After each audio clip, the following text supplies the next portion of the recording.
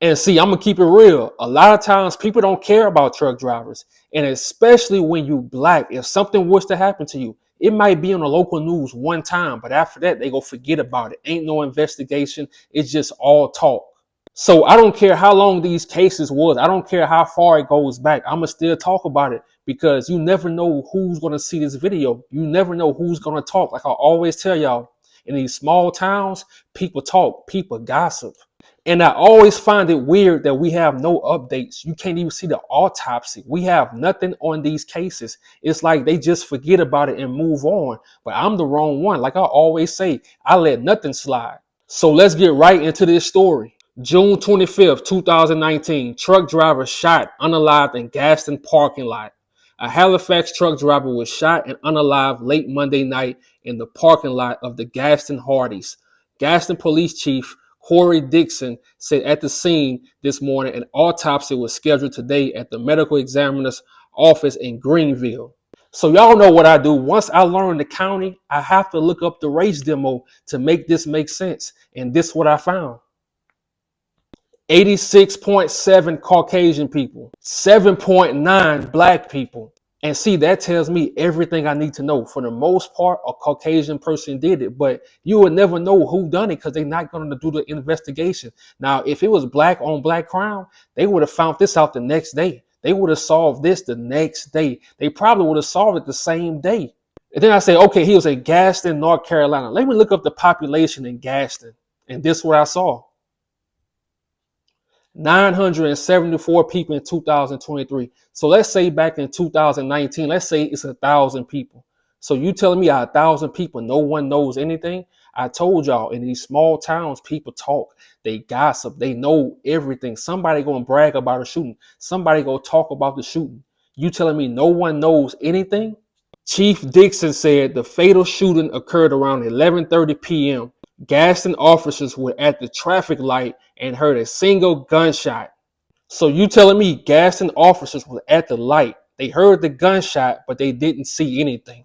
That's what you telling me. In this small town, no one saw anything, but he heard the gunshot. You heard it, but you didn't see it. That's what you telling me. So after I heard that stupid shit, I had to pull up who the chief actually was, and this is what I saw. I told y'all, anytime you have a black chief, a black sheriff, a black mayor, a black governor, you can't trust them motherfuckers. They can do nothing to help their people. They are just put in place to make it seem like there's no racism. And all the racist people, they can do whatever they want to do because all they gotta say is, look, we got a black chief. Look, we got a black sheriff. He's nothing but the scapegoat. Now I'm telling you, if it was a Caucasian girl, a Caucasian truck driver, female or male, they would have solved this case. It would have been solved. If it was a cold case, they would have still been posting on the news. When they arrived, Robert Hale, 67, who had a Halifax address, was found lying on the ground between his rig and personal vehicle. Chief Dixon said it was not clear whether Hale had just gotten off work or was getting ready to make a haul. All his personal belongings were accounted for as far as we know, Dixon said, when asked about possible motive. He declined to go into specifics about the type of weapon used or if more than one shot was fired.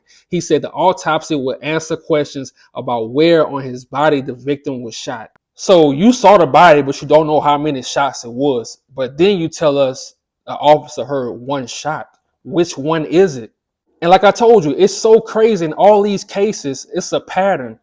You never able to see the autopsy. They never released the autopsy. And then you guys sit back and think, in a county of more than 80% Caucasian people, why would they put a black chief in charge? It's only one reason. Like I told y'all, if you always need to know why they do this kind of stuff, just go back and look at the movie Life. Remember him? He is the same example of what these sheriffs, what these mayors, what these chiefs are. They just dare to do the works of the Caucasian slave masters. That's it. And when it comes to black chiefs, they just scared to lose their job. They want to keep getting paid. They want to live a safe life. They don't want to be, on the side with their people. They don't want to be in poverty and stuff like that. So they go do anything. They'll kiss how much ass they have to kiss to be on the Caucasian man's side. They go do whatever he wants them to do. You will never see them taking up for their people. You will never hear about them speaking up for their people. They can't do it. And why would we take your word saying everything in his truck was accounted for? Why would we take your word? We can't trust you. A sticker on the outside of the Freightliner cab noted the truck was equipped with a digital video system. A representative of Barnes Transportation was working with officers to pull any footage from the system, which might help police in their investigation. So you telling me the truck had cameras, right? This back in 2019. And he's also in a Hardee's parking lot. If you know anything about restaurants, fast food restaurants, they got cameras all around. If you know anything about Hardee's, it got other businesses around with cameras. Then you got the traffic light cameras. So you telling me out of all those cameras, you saw nothing? Where's the footage, Barnes Transportation? These trucking companies, they love to just disappear in the smoke when this stuff happens. But where is the footage? But look, check this out. The company representative, Chris Henry, would only say, "Our hearts go out to the family and all involved." See, look, that's why I told you, when you out here on this road, don't put your life on the line for these people. When your gut tell you something not right, when your gut tell you, no, don't drive in that blizzard. When your gut tell you, no, the roads got black ice on it, don't drive today. When your gut tell you that, listen to your gut feeling. When your gut say, no, don't park right here, you know, it looks eerie, it looks fishy, don't park right there. You might be tired, but look, would you rather be tired and drive some more, or would you rather be unalived? And look, I'm going to say this, in 2025, buy your own cameras. And I know a lot of truck drivers hate buying stuff, hate spending too much money on the road, but I say buy your own cameras. You can't depend on these trucking companies because they not out there for your safety. They out there for the safety of their truck, their freight, and that trailer. That's it. Because I'm going to tell you one thing. They say they found him lying on the side of his rig and his personal car. Let me tell you something.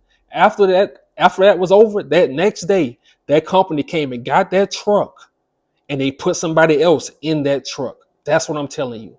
And I looked on their Facebook page. I found nothing. They said nothing about this man. And Mr. Robert, he loved his Western cowboy gear and he drove trucks for multiple decades. So this happens to somebody who actually loved trucking. And like I say, you got two sets of people. You got people trucking in their blood. And you got people who just out there for the money. That's the two sets of people you have. And I can tell Mr. Roberts, 67 years old, he loved trucking. He loved that road. It's nothing like that road. Once you experience being on that road and you fall in love with it, it's nothing like it. It's like therapy. And this man was probably going home, putting this stuff in his car, probably going home, and somebody unalived him. And they know who did it. It had too many cameras around. So that's why I do these videos, to warn y'all, because this is the stuff they'll try to pull. Somebody will unalive you and they won't give your family the real details. So Barnes Transport, we still need answers. And like I say, I let nothing go. So all 25, I'm putting your names in the titles because we still need answers. And like I always say, I love to go into a history of a county. I love to go into the history of a state so I can prove my point. And this is what I found. Yes, there was unaliving with rope in Halifax, but not recorded. 1885, a mob of 75 to 100 men used a rope on 4 black people from a tree. 1941, Robert Melker, 23-year-old black man, shot by 4 white men. 1970, Henry Dickey Morrow, a 23-year-old black man, a veteran, was unalived in Oxford, North Carolina. So we already know how North Carolina is for the most part. And you're going to have people say, oh man, North Carolina has a lot of black people. I understand that. But when it comes to the cops, when it comes to the sheriffs, when it comes to the people that's supposed to be in power, these people are racist. And when it comes to our people, they're not going to try to solve these cases. Thanksgiving is in 2 days, and this family has to go another year without their uncle, without their father, without their brother, without answers. So rest in peace, Mr. Robert. I'm out.